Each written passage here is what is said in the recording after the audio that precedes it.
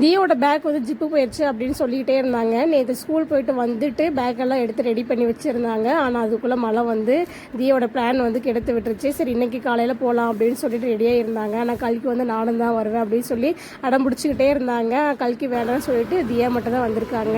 பேக்கெல்லாம் வந்து கடைக்காரண்ணாக்கிட்ட கொடுத்துட்டு தியா வந்து ஜிப்பு எங்கெங்கெல்லாம் போயிருக்கு அப்படின்னு வந்து சொல்லிக்கிட்டு இருந்தாங்க. இன்றைக்கி வந்துட்டு ஸ்கூல் லீவு தாங்க. இன்றைக்கி புதன்கிழமை சேலம் கோட்டை பெரிய மாரியம்மன் கோயில் வந்து திருவிழா அப்படிங்கிறதுனால இன்றைக்கி வந்து சேலம் மாவட்டத்தில் வந்து லீவ் விட்டுருக்காங்க.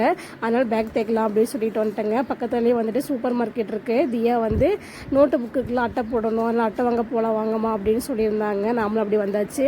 நம்ம என்ன பொருள் வாங்க கடைக்கு போகிறோமோ அந்த பொருளை தவிர மித்த பொருள் எல்லாமே நம்ம கண்ணை வந்து பறிக்குங்க.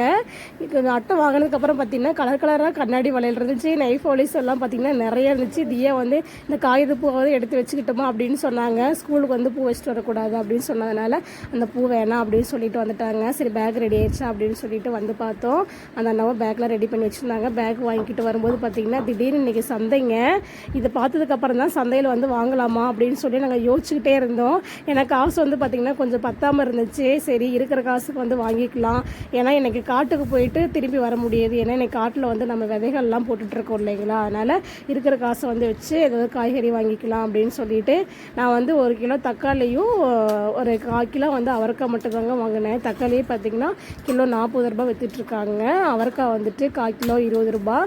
இஞ்சி வந்து ஒரு 10 ரூபாய்க்கு வந்து வாங்கினாங்க. ஏன்னா போன வாரம் வாங்கின உருளைக்கிழங்கு இருக்குது. அப்புறம் வெண்டைக்காய் பார்த்திங்கன்னா பக்கத்து தோட்டத்துலேருந்து கொடுத்துருந்தாங்க. அப்புறம் பூசணிக்காய் இருக்குங்க. அதனால் வந்துட்டு இந்த வாரத்தை வந்து இந்த காய்கறி வச்சு ஓட்டிக்கலாம் அப்படின்னு சொல்லிட்டு காய்கறி எல்லாமே வாங்கிட்டு நானும் தியா வந்து அப்படியே வந்து கிளம்பிக்கிட்டேங்க. நாளைக்கு வந்து ஸ்கூல் இருக்குது. அதனால் கிளம்பலாம், டைம் ஆயிடுச்சு. எனக்கு காட்டில் வேலை இருக்குன்னு சொல்லிட்டு நாங்கள் வந்து கிளம்பிட்டோம்.